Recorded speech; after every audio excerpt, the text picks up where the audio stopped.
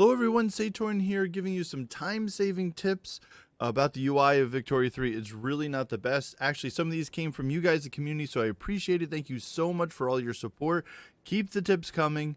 Let's share them right now. Tip number one, you may not know, when you click on your states and you go to your buildings, you tend to see these huge pictures and icons, and you kind of have to scroll through a lot of stuff. There is a more compact view. To the right of urban buildings, there's a button that you can click that's View List, and I think it's just a much better, more compact version of what you were seeing on the other screen. Is also showing unemployed and peasants, and there's just a decent amount of information here and a lot easier way to see it. Tip number two, one that I just learned myself quite recently, is you click on your flag and there's a modifiers tab that you can go to.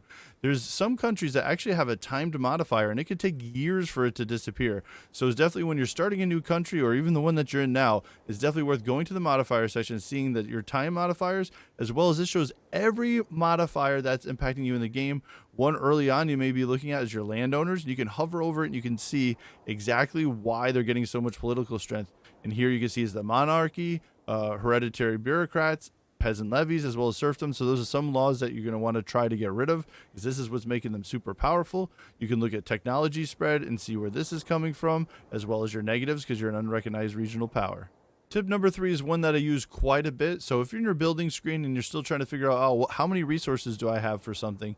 For example, you can hover over your wood, and here you can see right up on top is that your market balance is right there. So we're at negative 0.94, which really isn't a surprise. Another great thing from the screen is you can hit the Go to Detail screen. What this will show you now is you can zoom out and you can see what areas have the most wood. So this is why I know in a lot of comments people are saying they're importing wood from Russia. Well, you can easily see that's the reason why. They do have quite a bit. And of course, South America has a decent amount as well.